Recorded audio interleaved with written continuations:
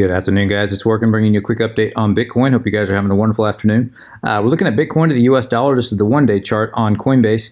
And last time we spoke, guys, Bitcoin was sitting right on top of the 3,400 support, guys. It's still basically sitting there now. We had this drop in price, which we warned about.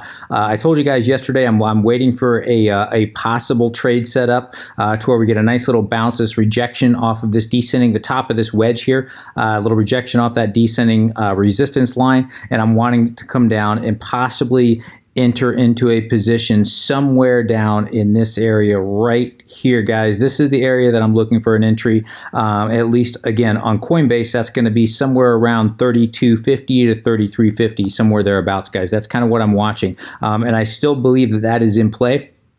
Looking at this, if this wedge does get validated, we should get a possible drop in price, and that drop in price should come with some decent volume, some obviously selling volume. So if we do get that drop in price that is backed up by that selling volume, people selling off, should come down here, trigger a lot of buy orders, and that should take us, again, if this descending wedge is validated, that should take us into a nice spike up to at least this area right here, guys. And this is where I told you yesterday I would not be looking at this for a long swing trade at all. I'd be looking at this as a day trade, possibly a swing trade, i.e. holding it for a day or two, but I'd be wanting to get in and get out of this trade very quickly, guys, until we do break this bearish pattern. So I'd be looking for an entry between 3350 and 3250. I'd be looking to get out somewhere between 3400 and 3450, somewhere in this area. At least take your investment off the table at this point if this does end up happening, guys. In the area that I would absolutely get out, and again, this is a little more risky, but if you want to kind of let it ride, I'd be looking to get out right here, right in this area, somewhere around 3,500, 3,550. That's the area that I'd be looking to get out, because I'd be expecting a rejection off that area. It doesn't mean it's going to happen. Just means, guys, you need to protect your fiat, and there's no reason to get greedy until we do break this trend. And remember, guys, the overall trend, there's no question, this overall trend is bearish. It will get broken at some point, but right now it's not. So we have to play the hand that we're dealt. Right now, we'd be bucking the trend. So I just want to make sure you guys kind of know what I'm thinking, what I'm watching for. Doesn't mean this is going to happen. I mean, this thing could turn around and break out at any moment. This thing could completely crash, which is why I said I'm going to be watching, or I'm going to have, if these orders do get filled, I'm going to have a very tight stop loss sitting at about 3,200, somewhere in that neighborhood, guys, because if this thing does break down, we could quickly find ourselves down at $3,000 very, very, very, very quickly. Excuse me, guys. So I just want to make sure that you guys are aware of that. Zooming in here to the 1 hour chart, guys, we can see we've kind of made, let me kind of get in here so you can see a little bit better. We can see that we can kind of made this double bottom pattern right here. Price came down, created this low, at least for this structure here, created this low on Coinbase that was somewhere around 3340-ish, somewhere thereabouts. Came back down and tested right here with a wick, bounced right off of that low again, possible double bottom. We didn't get a major bounce at all, so calling that a double bottom, I take that with for what it's worth. I do still, though, believe, guys, the fact that we did not get a nice little bounce off here, the fact that we're still kind of consolidating sideways, the fact that volume remains extremely low. We're sitting at about 5.4 for the day, 5.4 billion for the day, which is very, very low. Does lead me to believe that price is very likely to collapse. Now, at least down to that, down to our buy zone there between 3350 and 3250. Now, coming over here, looking at longs and shorts, we had this nice spike in longs, and at the same time, we had a nice spike in short positions. Now, longs are still certainly outpacing shorts, which again leads me to believe that market makers may drive price down, at least in the short term, and then kind of fake everybody out and turn it right back around. That's a real possibility. But the fact that longs and shorts are both kind of spiked at the same time means some people are hedging their bets. What do I mean by that? I mean that a lot of this could literally go either way. We're getting kind of some mixed signals. We obviously have a possible bullish pattern with this descending wedge here. At the same time, we are extremely bearish with volume remaining extremely low. The overall trend is extremely low. We have no bullish news, and zooming all the way out, as I showed you guys many times, zooming all the way out to the weekly chart. Now, let me bring up the weekly chart here. Zooming all the way out to the weekly chart, guys, you can kind of see that this whole thing is extremely bearish. When we broke through that $3,600 support, came back down, tried to break above it. What was support started acting as resistance, and it's just kind of been trickling down ever since. And you can see there's just not a lot of support until we get down to that $3,000 to $2,500 area. Now, we did have this prior low here that we could bounce off of on Coinbase. That was at about 31.40, I believe it was, on Coinbase. So we're thereabouts. So we could come down, create that double bottom of that 31.40, and then take off.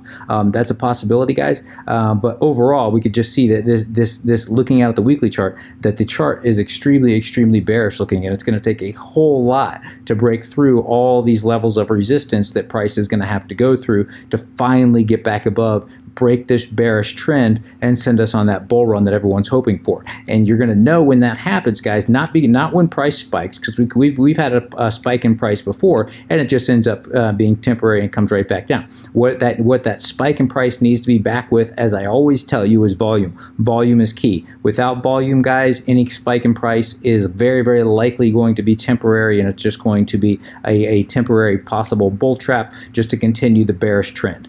So just keep that in mind. Any spike in price must be backed by volume. And by volume, I mean we need to get daily volume up above 10 billion on a consistent daily basis. Until we see that, this thing could very likely just be a temporary, any spike will be temporary, very likely, and could just continue the bearish trend and trap people into high long positions. So I just want to keep you guys aware of that.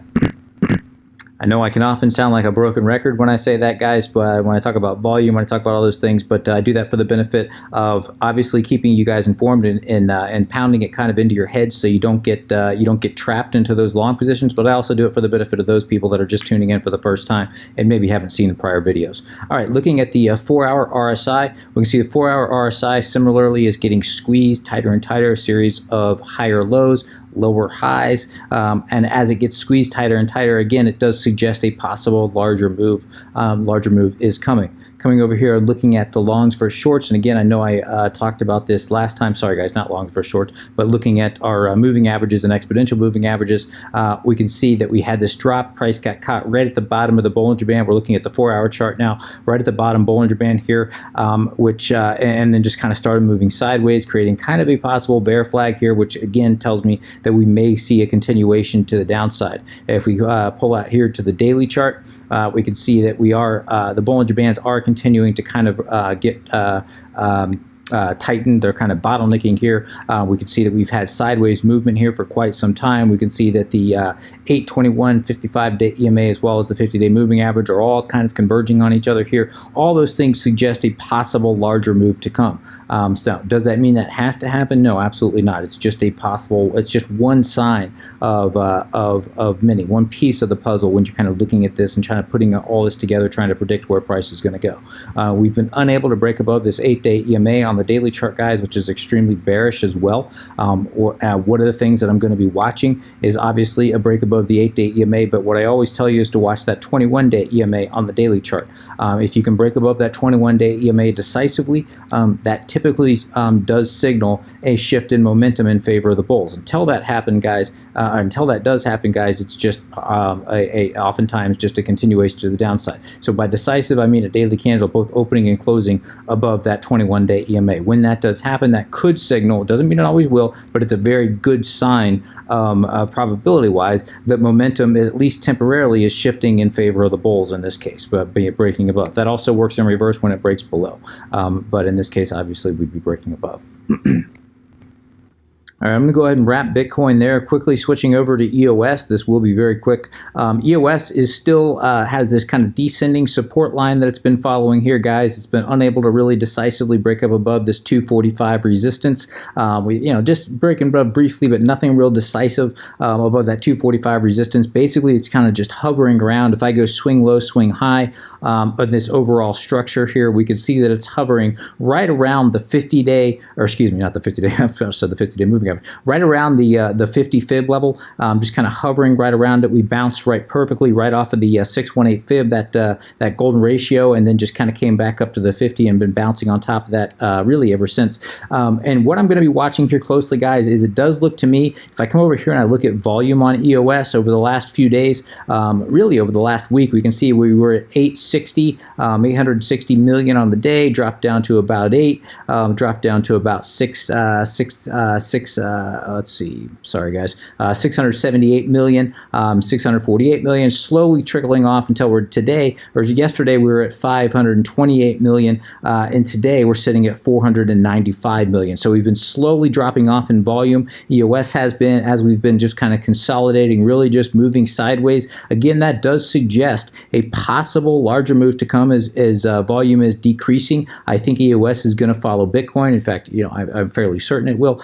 So I think likely we're going to get another drop in, assuming that Bitcoin does follow the path that I think that it likely will take. I think EOS will likely drop down, possibly testing this descending support line, possibly even going as low as that 211 area, and then bouncing up, and then we'll see at that point if it can break above, if we can get enough buy orders to fill to send us on a nice little bounce up above that 245. If we can decisively break up above 245, get at least up above this 270 area here, get between 270 and $3. This kind of consolidate into this zone here. I'll start to get a little more bullish, at least in the short term, though.